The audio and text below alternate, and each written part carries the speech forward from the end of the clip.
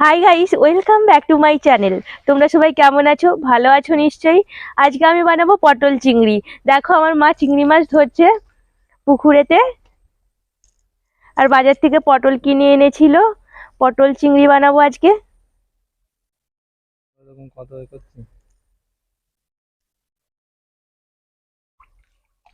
দেখো চিংড়ি মাছ পড়ছে, দেখো এতগুলো চিংড়ি মাছ পড়েছে।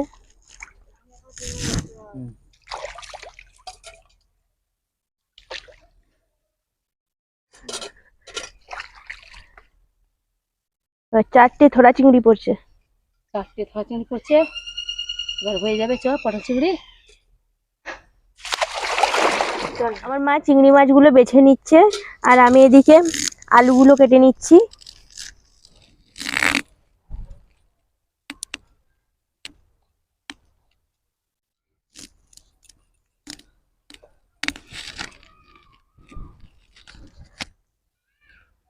পটল চিংড়ির জন্য পটলগুলোকে আমি ভেজে নেব, তার জন্য সাদা তেল দিয়ে দিচ্ছি কড়াইতে।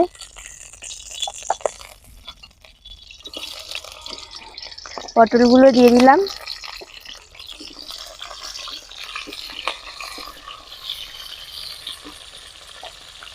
পরিমাণ মতো নুন,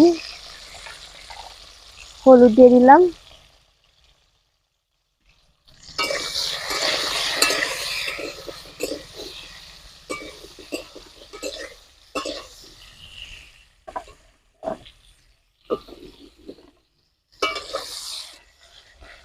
পটলগুলো আমার মোটামুটি ভাজা হয়ে এসেছে, আমি এবার নামিয়ে নেব।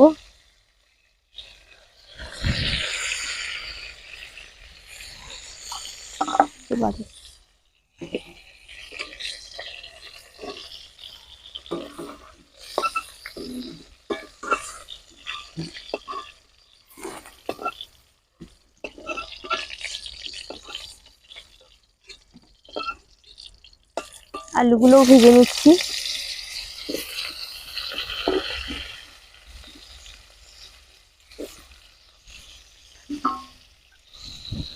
লবণ দিয়ে দিলাম, হলুদ গুঁড়ো দিয়ে দিলাম।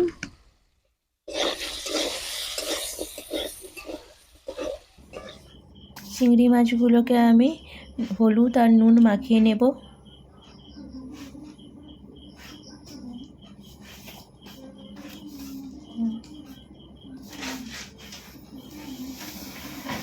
আলুটা আমার ভাজা হয়ে গেছে, এবার আমি তুলে নিচ্ছি।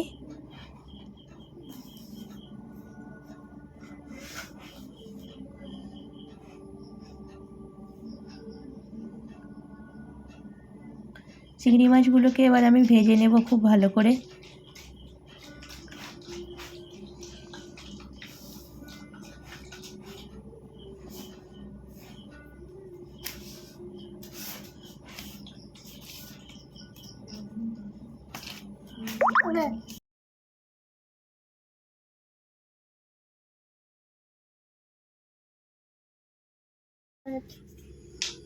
চিংড়ি মাছগুলো ভাজা হয়ে গেছে, এবার আমি তুলে নিলাম।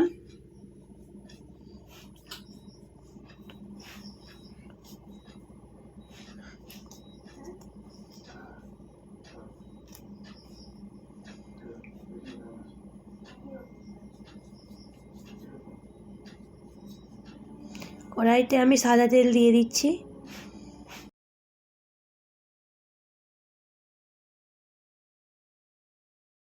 এরপর তেজপাতা, শুকনো লঙ্কা দিয়ে দিলাম।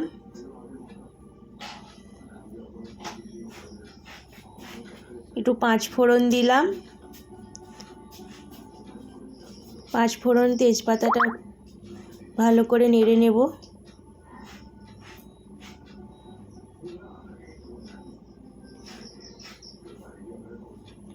কুচনো পেঁয়াজ দিলাম।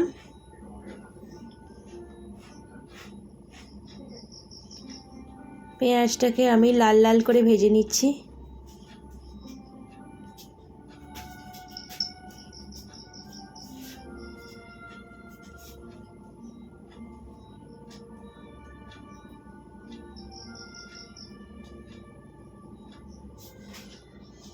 গুঁড়ো হলুদ দিলাম পরিমাণ মতো।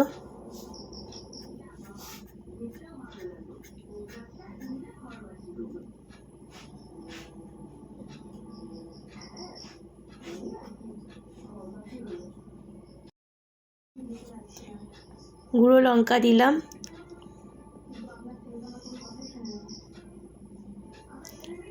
চেরা কাঁচা লঙ্কা দিয়ে দিলাম,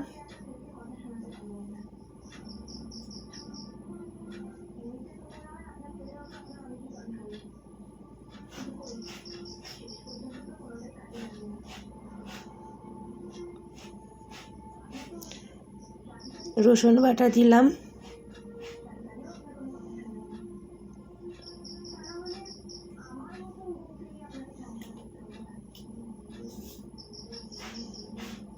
আদা বাটা দিলাম। খুব সুন্দর করে মশলাটাকে আমি ভেজে নেব।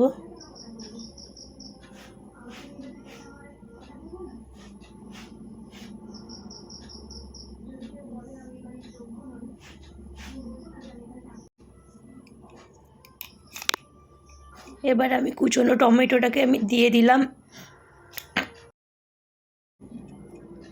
সামান্য পরিমাণ জল দিলাম। টমেটো খুব ভালো করে ভাজা হয়ে গেছে।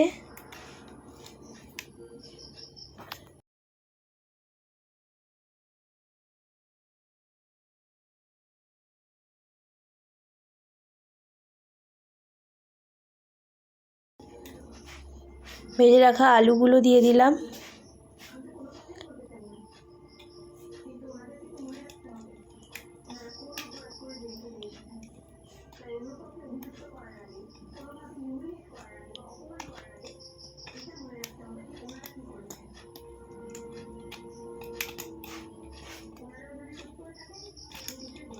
ভেজে রাখা পটলগুলো এবার দিয়ে দিচ্ছি।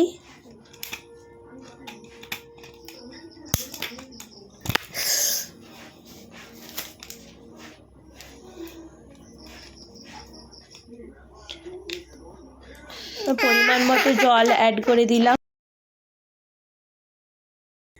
ভেজে রাখা চিংড়ি মাছ দিয়ে দিচ্ছি।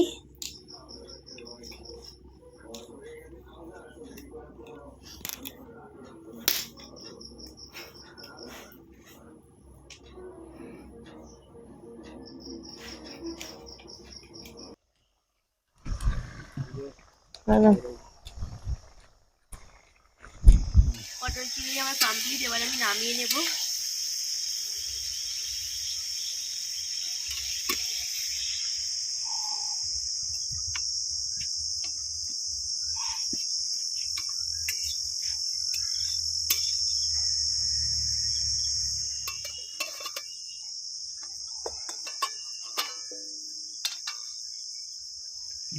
এইভাবে সহজ সরলভাবে তোমরা পটল চিংড়ি বাড়িতে বানাতে পারো, খুব ভালো হয় আর খুব টেস্টি হয়।